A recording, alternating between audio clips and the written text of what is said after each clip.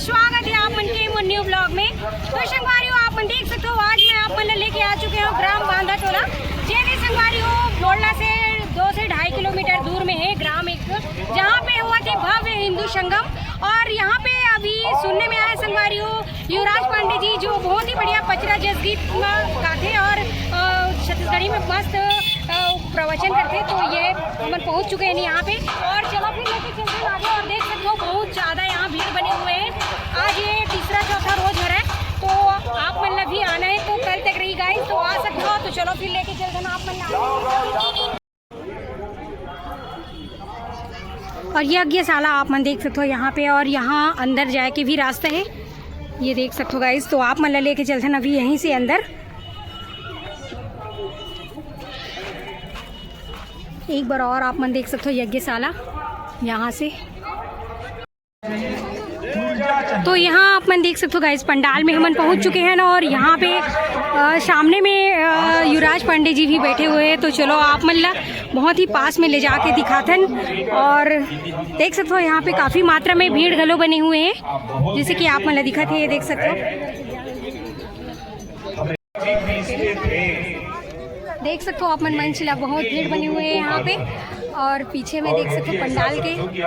तो लेके चलते हैं आप मन लगाई सभी तुलसी बाबा जिन्होंने हनुमान चालीसा की, वो कौन से अखाड़े में उसको उसकी कई माता ने जो वर मांगा था उसका परिणाम के स्वरूप उसको कैसा भेजा जो पूरा त्रैलोक का राजा। तो सीता माई ने अपने हाथ की सोने की अंगूठी केवट को दी थी। हर युवती को जब वो विवाह करेंगे, क्या वो अपने पति के ऐसे मन को समझने का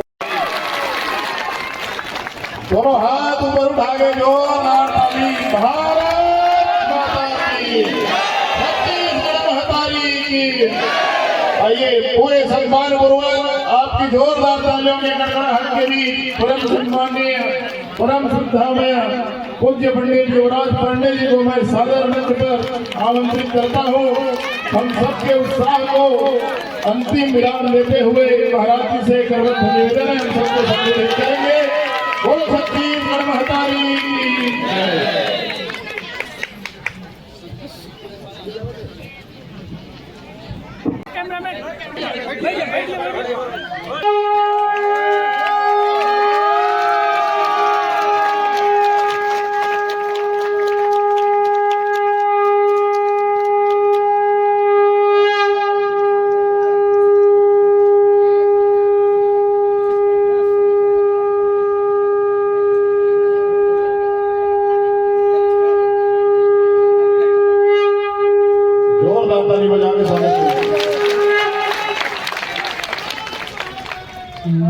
श्री गणेशाय अस्मद्गुरुभ्यो नमः अस्मत्परमानुजाय नमः पितृचरणकमलेभ्यो नमः वैराग्यब्रह्म भगवान् सदाशिवचरणकमलेभ्यो मनसा स्मरामि मम प्रबलाते प्रणवाचार्य सृष्टिचरणकमलेभ्यो वचसा गृह्णामि सम्पूर्णतं ब्रह्मगुरुश्रेष्ठ भगवान् श्री जगन्नाथ परापराणं परमाशक्ति गुरुमाता भगवती महालक्ष्मी चरणकमलेभ्यो नमः सर्वत्र समर्पयामि। बोलो भारत माता की, जगन्नाथ स्वामी की, राजा रामचंद्र की। आप लोगों के जयकारा मजेदार नहीं है, सारे युवा बैठे हैं। अभी हमारे सम्माननीय भाई जैसे हमारा नाम लिए आप लोग ऐसे जोश में चिल्लाए, हमको लगा अरे आप लोगों को मानो हमारी इंतजार था। लेकिन जब मैं जैसे मैं जय बोला रहा तो फिर आप लोग कमजोर पड़ गए। जयकारा इतना जोर से होना चाहिए तो हमारे गांव तक सुनाई देना चाहिए कि मैं अभी तक गांव तो नहीं पहुंचा। ठीक है, क्योंकि कार्यक्रम समापन करके से मैं यही आया हूँ, तो हमारे गांव हमारे क्षेत्र वाले सोच रहे हैं कि क्यों नहीं आए हैं अभी तक। उनको पता चलना चाहिए ना कहाँ है, इसलिए नहीं आ रहे हैं।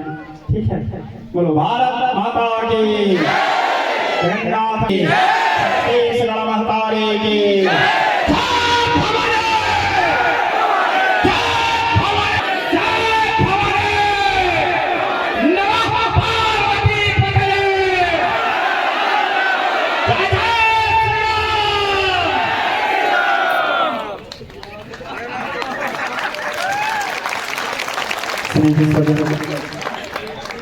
यहाँ उपस्थित मेरे पिता तो ये समस्त बुजुर्गगण,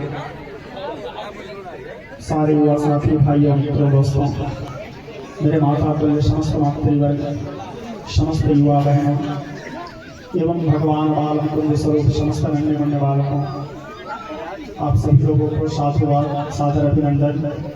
और आप सभी लोग के अंदर में जिज्ञासा दिखा, आते समय रास्ते भर प्राप्त करते हुए आया। हमारे बड़े ही सम्माननीय चंद्रशेखर वर्मा जी, खैर उनसे तो मेरा मिलन बहुत पहले से था, लेकिन उनकी इच्छा था कि मैं यहाँ 5 दिवसीय कथा करूँ, और यहाँ कथा करना था मेरे को 5 दिवसीय, लेकिन मेरा संयोग बस 1 वर्ष पूर्व ही सारे कार्यक्रम निर्धारित हो जाए रहते हैं जी, तो इसीलिए यहाँ कथा नहीं कर पाया। तो मैं चंद्रशेखर वर्मा जी से बोला कि वर्मा जी मैं 1 दिन के लिए भी आऊँगा जरूर, क्योंकि मेरे से बहुत स्नेह प्रेम करते हैं, तो आना था। और आगामी सत्र में अभी मेरे नए सत्र का शेड्यूल नहीं बना है, जगन्नाथ जी की कृपा हुआ, रघुनाथ जी की कृपा हुआ, माँ भारती की कृपा हुआ, तो आप लोगों के बीच में फिर 5 दिवस में नहीं, सीधा 7 दिवसीय राम कथा करेंगे। रघुनाथ जी की गाथा आप लोगों को श्रवण करवाने का, मैं तो सभी का नाम भी नहीं जानता, लेकिन हाँ सभी मेरे लिए आदरणीय हैं, सभी सम्माननीय हैं। यहाँ उपस्थित सभी को सादर प्रणाम। जय जगन्नाथ, जय जोहार, जय छत्तीसगढ़। देखिए, आज मेरे को दंड प्रदान किए हमारे संघ परिवार के द्वारा, मानस प्रदान किए। जब मैं यहाँ रहा था हमारे प्रिय पुत्र दिनेश सिंह ठाकुर जी के द्वारा, तो साथ बात करते हुए आ रहा था कि ठाकुर जी वहाँ जाने के बाद बोलूँगा क्या मैं। मेरे को वर्मा भैया बोले हैं कि महाराज जी आपको उद्बोधन करना है। मैं कथा में भागवत कथा करना है, तो ऐसा रहता है कि हाँ मेरे को भागवत कथा करना है। 12 स्कंद है, 335 अध्याय है, 18,000 श्लोक है। मेरे पिताजी जो मेरे को प्रदान करवाए हैं उसको बोलना है। राम कथा करना है तो भी बोलना है, भागवत कथा करना है तो देवी भागवत करना है, शिव पुराण करना है, अन्य कोई भी विषय को यदि कथा करना है तो उस कथा निर्धारित रहता है कि हाँ उस कथा करना है। लेकिन अब यहाँ बोलना क्या है, मैं बड़े गंभीरता से सोच रहा था। तो आते समय ठाकुर जी से बात नहीं किया, तो ठाकुर जी बोले आप देखो गुरु जी बोलते। अब यहाँ आते ही मेरे को एक विषय दे दिए, सबसे महत्वपूर्ण चीज क्या दिए मेरे को, एक तो दंड दिए, दूसरा रामचरितमानस दिए, शस्त्र भी दिए और शास्त्र भी दिए। मैं सोचा ये इसी में बोलना है मेरा। ठीक है, जहाँ तक आप लोग सोशल मीडिया के माध्यम से तो सब लोग मेरे से जुड़े हुए हो, सारे छत्तीसगढ़ प्रदेश वासी, हमारे सारे राज्यवासी। मेरा सिद्धांत सीधा सा सिद्धांत है शांति। मैं सदैव शांति के मार्ग चाहता हूँ सारे युवाओं के बीच में, क्योंकि मैं भारत को जिस दृष्टि से देखा हूँ, मेरा भारतवर्ष बुद्ध का भी देश है और युद्ध का भी देश है। मेरे भारतवर्ष बुद्ध का भी देश है और युद्ध का भी देश है। युद्ध के देश कैसे है उसको तो आप लोग जानते ही हो, और बुद्ध के देश कैसे है उसको भी आप जानते हो, ज्यादा परिचय देने की आवश्यकता नहीं। व्यक्ति के जीवन में शस्त्र और शास्त्र दोनों आवश्यक हैं। आप लोगों को शायद मेरे स्वभाव पता होगा या शायद नॉलेज भी होगा। जगन्नाथ जी की कृपा से मैं धनुर्विद्या भी करता हूँ, और फरसा मेरे प्रिय अस्त्र है, फरसा चलाता हूँ। तो धनुष और फरसा मेरा मुख्य उसमें लगन है। और कभी सरकार मेरे को इस प्रकार से आदेश दिया कि अब उसको मैं कहीं पर खुलेआम लेके निकल जाऊंगा तो भी एक तो केस चल जाएगा। ठीक है, तो जब भी अभ्यास करता हूँ तो अपने जो हमारे खेत में जो गौठान है वहाँ बैठ करके हमारे फार्म हाउस में हमारे पिताजी के द्वारा बना वही अभ्यास करता हूँ। और अभ्यास करने का समय भी बाल्यावस्था में थोड़ा सा उसमें रुचि था, और उसके बाद यत्र तत्र भगवान के कथा में समय बीत गया। अस्तु, तो शस्त्र जीवन में आवश्यक है और शास्त्र भी आवश्यक है, क्योंकि मेरे को लगता है शस्त्र विहीन आचार्य अपने शास्त्र की भी रक्षा नहीं कर सकता, और शास्त्र हमारे जीवन का आधार है। शास्त्र हमारे जीवन का आधार है, क्योंकि शास्त्र ही हमको सन्मार्ग में चलने की शिक्षा देता है। वो हमको, जैसे रामचरित मानस आज हमारे पास आया, मानस क्या है? कोई राम रावण की लड़ाई झगड़ा का विषय है कि राम जी जन्म लिए रावण को मारे? रामचरितमानस एक धर्म ग्रंथ है जो पग पग में हमको शिक्षा देता है। क्या शिक्षा देता है? कि हमको शांति के मार्ग में कैसे चलना चाहिए। पग पग में हमको शिक्षा देता है। रामचरितमानस एक ऐसा ग्रंथ है जो हमको ये सिखाता है कि पिता के साथ हमारा व्यवहार कैसे होना चाहिए, माता के साथ हमारा व्यवहार कैसे होना चाहिए। शांति के मार्ग की जो चर्चा किया था उसको आगे चल के फिर आपको बोलूंगा। अभी चूंकि मानस विषय में चर्चा कर रहा हूँ, तो रामचरितमानस हमको शिक्षा देता है कि पिता का सम्मान, पिता के भाव प्रति हमारा भाव क्या होना चाहिए, माता के प्रति हमारा भाव क्या होना चाहिए, माता का सम्मान कैसे होना चाहिए, पिता के आदेश के प्रति हमारा समर्पण क्या होना चाहिए, और गुरु के वचन प्रतीति न चाहिए। गुरु के आदेश के प्रति, चूंकि मंत्र बोलन गुरु वाक्यम, गुरु के आदेश के प्रति हमारा कर्तव्य क्या होना चाहिए, ये भी हमारे अंदर भाव होना चाहिए। साथ ही हमारे भीतर में पत्नी के प्रति क्या दायित्व है, पिता के प्रति, पुत्र के प्रति क्या दायित्व है, प्रजा के साथ हमारा व्यवहार कैसे होना चाहिए, मित्र के साथ हमारा व्यवहार कैसे होना चाहिए, समाज के साथ हमारा व्यवहार कैसे होना चाहिए, दास के साथ हमारा व्यवहार कैसे होना चाहिए, और अपने शत्रु के साथ व्यवहार कैसे होना चाहिए। ये शिक्षा भी रामचरितमानस देता है। एक शिक्षाप्रद ग्रंथ है जो पग पग में हमको जीवन जीने की कला सिखाती है। राम जी का जो लीला है, रघुनाथ जी हमारे भारतवर्ष के राष्ट्र पुरुष हैं, भारत माँ के संतान हैं, माँ भारती के पुत्र हैं। रघुनाथ जी हमारे भारत के रत्न हैं, क्योंकि भारत तो ऐसे भी रत्न गर्भा है, रत्नों को जन्म देती है। राम जी तो सदैव अपने आप को माँ भारती के पुत्र माने हैं, और हम भी माँ भारती के पुत्र ही मानते हैं रघुनाथ जी को। तो राम का अर्थ ही है रा अर्थात राष्ट्र, माँ अर्थात मंगल। राम जो राष्ट्र मंगल करे वो राम, ठीक है। तो राम, देखो भगवान के दो अवतार हुए हैं। ऐसे तो भगवान मत्स्य कुर्म ब्राह्मण चंद्र सिंह वामन तथा राम राम राम अष्टपुत्र कवि दस स्मृता अनेक अवतार हुए हैं। और अवतार के कारण भी आप लोग जानते हो, यदा यदा धर्मस्य ग्लानिर्भवति भारतत्युत्थानं धर्मस्य तदात्मानं सृजाम्यहं परित्राणाय साधूनां विनाशाय च दुष्कृतां धर्म संस्थापनार्थाय संभवामि युगे युगे। भगवती भगवद गीता चौथा अध्याय के अनुसार यदा यदो वृदिश्च वचयो वृदिश्च पावनं तदा भगवान् सम्मात्मानं सृजते हरि। श्रीमद्भागवत दशम स्कंद के अनुसार यदा यदा वाधादानवत्था भविष्यति तदा तदा तर्याहि करिष्यामि करिसंशय। देवी सप्तशती मार्कंडेय पुराण के अंतर्गत सावरणी मंत्र के कथा के अंतर्गत 10वां अध्याय।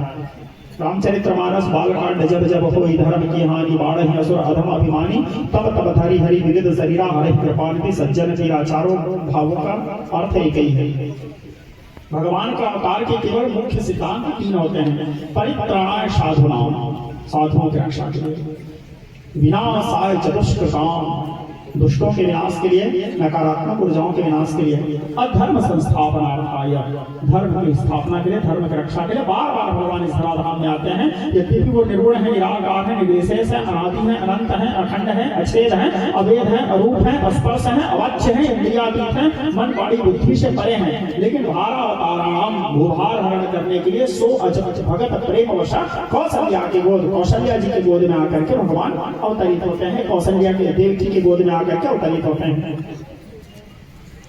तो भगवान के जन्म लिए तो कृष्ण जी के भी रूप में है, राम जी के भी रूप में है, लेकिन राम जी के किए अनुसार हमको करना चाहिए और कृष्ण जी के कहे अनुसार हमको करना चाहिए। क्योंकि कृष्ण जी जो किए वो हम नहीं कर सकते, ना मैं कर सकता हूँ, ना आप कर सकते हो, ना कोई कर सकता है। कृष्ण जी 100 फणा वाले काली नाम के फण मंडल के आप पर हम लोग असरिया सांप को नहीं पकड़ सकते, बामनी सांप को नहीं पकड़ सकते। आप लोग क्या बोलते नहीं पता, बाकी सांपों को तो बात छोड़ो, डोमी है ना, उसको भी नहीं पकड़ सकते आप। कृष्ण तो 100 फणा वाले काली नाम के ऊपर दत्ती किए थे, हम लोग कर सकते हैं? नहीं कर सकते। भगवान कृष्ण भौमासुर मारी के 16 सहस्त्र सत नारियां संहारी प्रभु प्रभुता दिखाई है। आज के नरों से एक नारी न संहारी जात, 16 सहस्त्र वहां नारियां संहारी है। वो भूमिका जाती है भगवान ने। क्या हम कर सकते हैं? नहीं कर सकते। आज तो एक जन को संभालना मुश्किल है जी।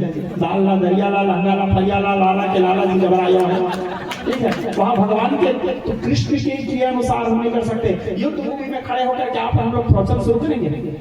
जहाँ पे युद्ध तब सेना के बॉर्डर यदि बॉर्डर में खड़े हो गए तो या युद्ध भूमि कहीं पे भी अब लड़ना निश्चित हो गया, आप और मैं प्रवचन शुरू कर सकते हैं? नहीं कर सकते। कितना बड़ा भी पंडित रहे उसके दिमाग काम करना बंद कर देगा जब उसके सिर के सामने में गन टिका दिया जाएगा। लेकिन भगवान कृष्ण को देखो, युद्ध भूमि में भी जब खड़े हुए भगवान श्री कृष्ण जी, तो युद्ध भूमि में भी 1-2 सेना नहीं, 1-2 हजार सेना नहीं, 18 अक्षौणी सेना थे महाभारत के धर्मभूमि कुरुक्षेत्र में। और वहां खड़े होकर के पहले 700 श्लोक गीता सुनाया भगवान अर्जुन को, पहले प्रवचन किए। बोले पार्थ ममैव वंशो जीवलोके जीवभूतः सनातनः मनः षष्ठानि इंद्रियाणि प्रतिष्ठानि कर्षति शरीरं यद्वाप्नोति यच्चामृतप्रावतश्वरः रक्तानि संयातिर्वायुर्गन्धानि वासः स्तोत्रं चक्षुस्पर्शनं च रसनं घ्राणमेव च अधिष्ठाय मनश्चान्विष्यानुपसेवते वापि वञ्जानामावृणानि तद्विमूढानां पश्यन्ति पश्यन्ति यानि चक्षुषः यतन्तो योगिनस्यैव पश्यन्तन्तरस्ततं यतन्तो यतविहात्मानोन पश्यन्ति चेतसा योगतो तेजो जगत्तासे देखला तच्चन्द्रमसि तच्चाचो तत्तेजो विद्युमावकः कामाश्चिच्छ भूतानि धारयामि यमोजसां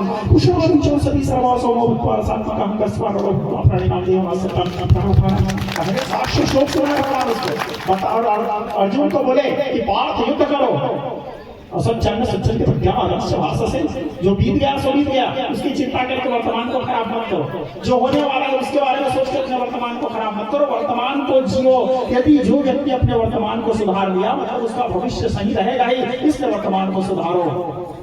असंचन्न सज्जन के प्रज्ञा से यथासुरं जटासूचं नानु सोचे। कृष्ण ने कहा, कृष्ण ने और क्या कहा, नैनन छिन्नन्ति सहस्राणि नैनन तन्ति पावक। अर्जुन से कहे भगवान अनेक प्रकार के, तो कृष्ण जो उपदेश दिए उस उपदेश को हमको पालन करना है। कृष्ण के कहे अनुसार करो और राम के किए अनुसार करो। राम क्या किए, प्रात काल उठी के रघुनाथा माता पिता गुरु ना वही माता।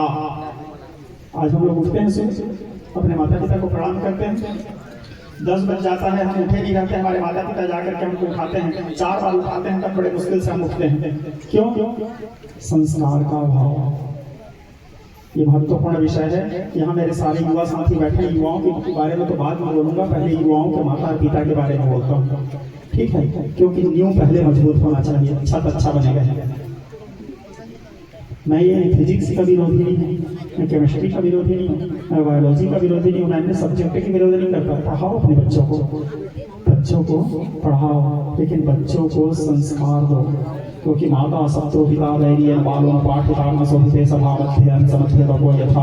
तो माता और शत्रु वैरी हैं जो अपने बच्चों को शिक्षा और संस्कार नहीं देते। पढ़ाई के साथ साथ जितना हो सके उसको हर सब्जेक्ट पढ़ाओ, लेकिन साथ में उसको संस्कार दो, शिक्षा दो। आज संघ ने एक जो अहम भूमिका निभाया, रामचरितमानस आपको हमको प्रदान किया। अपने बच्चा को बोलो बेटा रोज रामचरितमानस 5 चौपाई पढ़ो, 1 दोहा पढ़ो, 1 दोहा नहीं तो कम से कम 5 चौपाई पढ़ो। वो मानस पढ़ा ही नहीं तो जानेगा कैसे कि प्रात काल उठी के रघुनाथा माता पिता गुरु ना वही माता। वो रामचरितमानस ही नहीं पढ़ा है तो कैसे जानेगा कि सुनु जननी सोई सुत बड़भागी जो तू मातु चरण अनुरागी।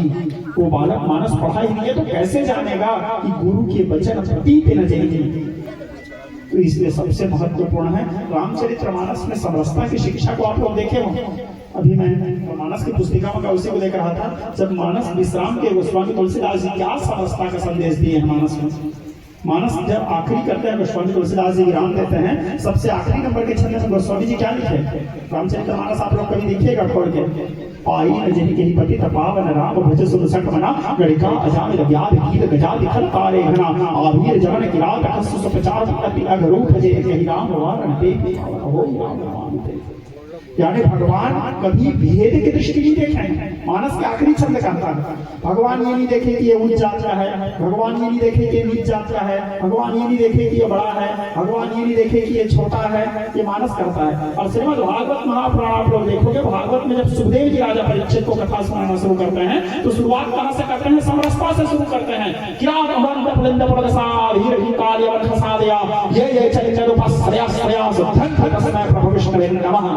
सुखदेव परमहंस कथा आरंभ की। सुखदेव जी बताए कि वहां पे इसी भाव को कि भगवान कोई जाति नीच नहीं होता। मेरा स्पेस आप लोग सुने होंगे कई जगह, कोई जाति नीच नहीं होता, लेकिन नीच व्यक्ति हर जात में होते हैं।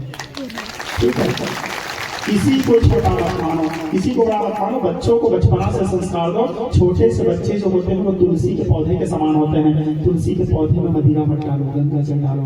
बांस जब कच्चा रहता है, अभी जो हमको दंड दिए, बांस जो कच्चा रहता है, कच्चे बांस को आप जैसे मोड़ोगे वैसे मुड़ेगा, जैसे मोड़ोगे वैसे मुड़ेगा। जो डिजाइन बनाओगे वो डिजाइन बनेगा। लेकिन बांस यदि सूख गया तो फिर उसको आप मोड़ोगे तो नहीं मुड़ेगा, वो टूटेगा।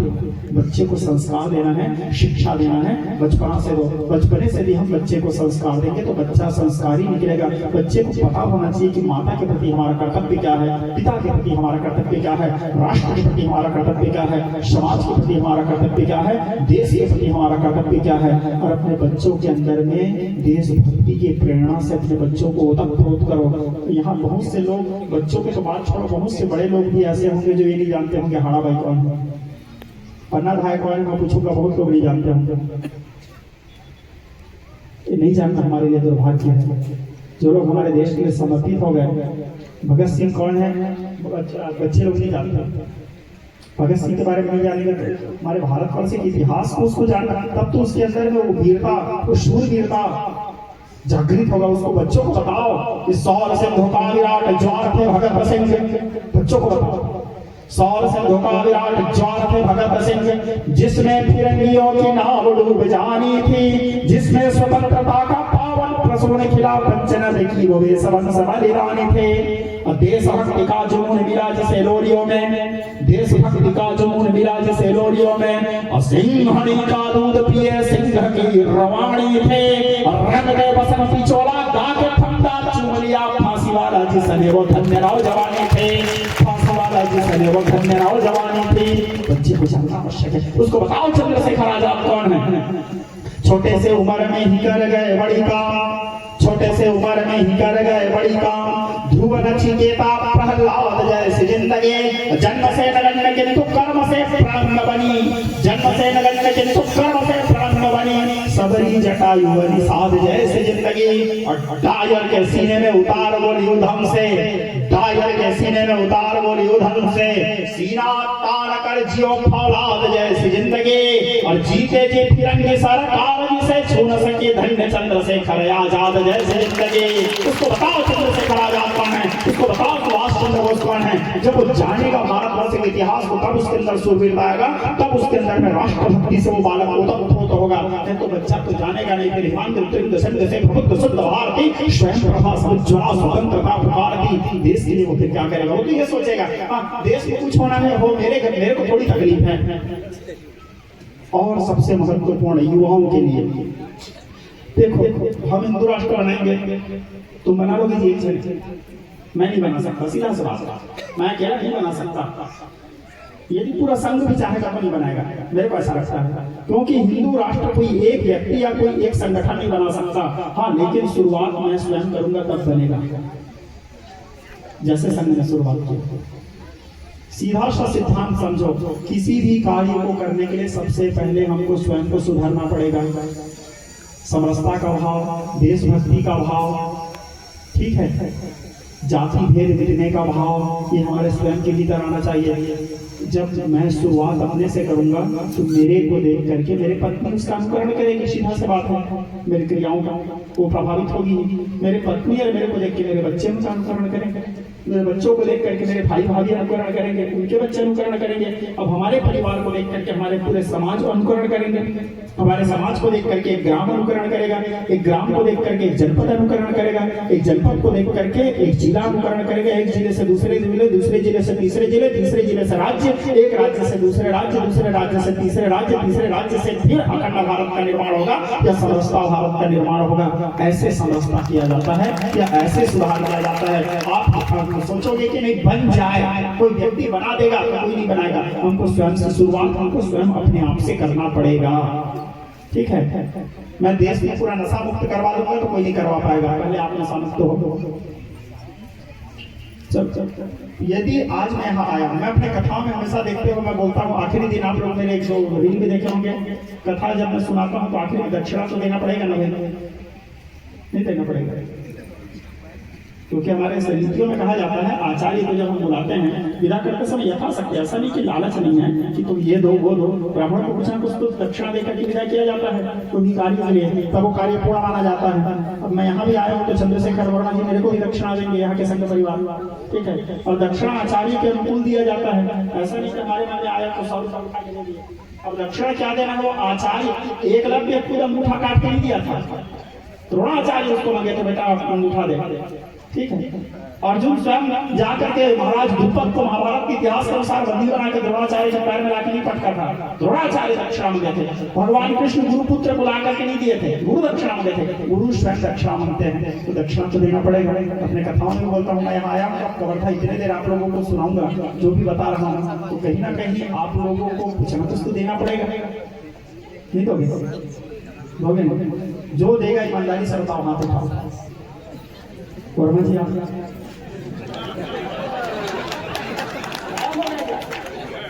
ठीक है। सबसे पहला मेरा दक्षिणा, मैं अपने कथाओं में तो आप लोग जन सैलाब को देखते हो, हालांकि हमारे छत्तीसगढ़ शासन नहीं देख पा रहा है, वो एक अलग विषय है, लेकिन आप लोग तो सोशल मीडिया से बैठे हुए सभी लोग देखते हो जन सैलाब कितना रहता है। सारे जन सैलाब से इस चीज को मैं अपील करता हूँ, गुहार करता हूँ कि प्रत्येक व्यक्ति मेरे दक्षिणा स्वरूप एक वृक्ष जरूर लगाओ।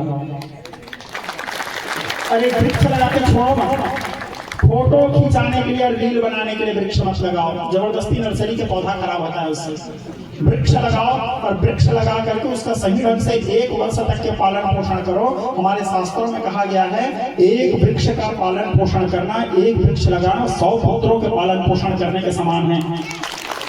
और एक चीज आप अनुभव करना, हम अपने पूरे जीवन काल में कम से कम 5 पेड़ को तो बर्बाद कर देते हैं, हमारे शरीर के कारण वो नष्ट होता है। जैसे आप लोग अनुभव करोगे, जन्म लेते हैं, जन्म लेने के वो हमारे पालने से लेकर के बूढ़े होते तक तो लाठी तक की हमको लकड़ी का उपयोग पड़ता है। घर में कोई पूजा करवाए लकड़ी की जरूरत पड़ रहा है। अभी हम यहाँ यज्ञ करवाए, सब कोई यज्ञ अनुष्ठान करवा रहे हैं, 1-2 पेड़ तो यहाँ के यज्ञ में खत्म हो गया होगा, सूखा काष्ठ जो भी, मतलब कितने सारे वृक्ष हमारे पूरे जीवन काल में हम उसको नष्ट करते हैं।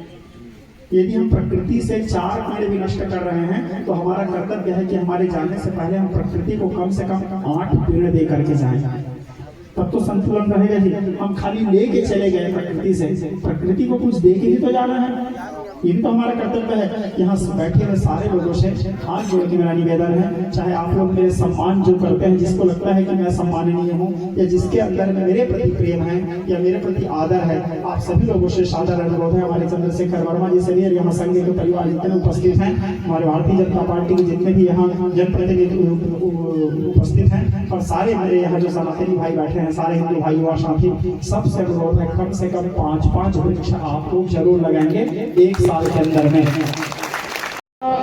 बोलो मत, समरसता को जियो, ठीक है? बोलना कैमरा के सामने तो सब समरसता का डायलॉग मारेंगे, उसको जी के दिखाओ, तब हमारे अखंड भारत का निर्माण होगा। धर्म की रक्षा, यदि आप धर्म की रक्षा करोगे तो धर्म आपकी रक्षा करेगा।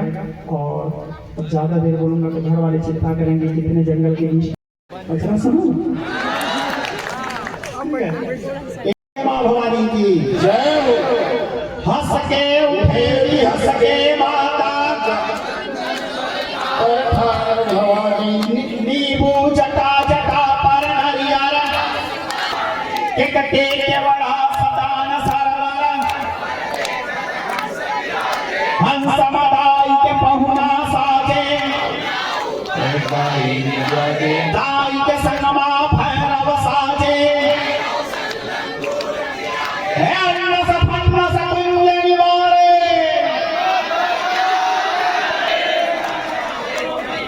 सेवा में। हाँ, अब मैं सुना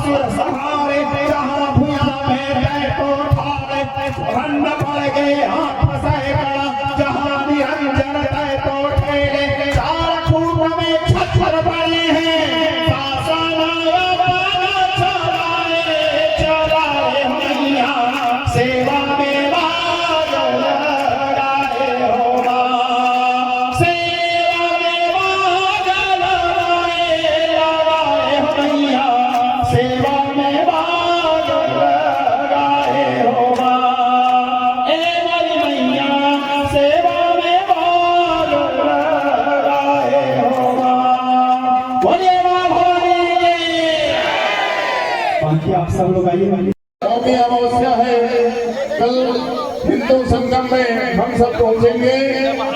संगवारियों, कैसे लगी आज की ये वीडियो? बहुत ही क्रांतिकारी ढंग में एकदम जबरदस्त भाषण दी और बहुत ही जबरदस्त यहाँ पे पचरा सुनाई युवराज पांडे जी। और फर्स्ट टाइम लाइव सामने में देख के अपन आप लोग बहुत ही ज्यादा खुश नसीब समझ जाता हूँ। अभी तक मैं रील देख रही हूँ, वीडियो देख रही हूँ गाइस, लेकिन फर्स्ट बार मैं भी वीडियो बना के मौका मिली ये हिंदू संगम मोहल्ला में, जहाँ पे भव्य भीड़ बने हुए हैं। आज के भीड़ आप देख सकते हो और कल रही लास्ट दिन, तो आप जरूर आओ संगवारी हो यहाँ पे। और देख सकते हो अभी आरती चलत है, तो आप हम लेके आ रहे हैं बोडला से 2-2.5 किलोमीटर दूर बांधा टोला ग्राम, जहाँ पे हुआ थे भव्य हिंदू संगम। तो ये अच्छे लगी सो ही संगवारी हो ये वीडियो तो जरूर कमेंट करूँ और बताना कि कहाँ से देखे, अपन गाँव के नाम जरूर बताना कमेंट में। और हमारे चैनल इसमें लाइक शेयर सब्सक्राइब घलो कर दूँ, बेल आइकन दबा दूँ। तो मिलबो आप मन से मैं नेक्स्ट वीडियो में। अभी के लिए जय जोहार, जय छत्तीसगढ़ संगवारी हो।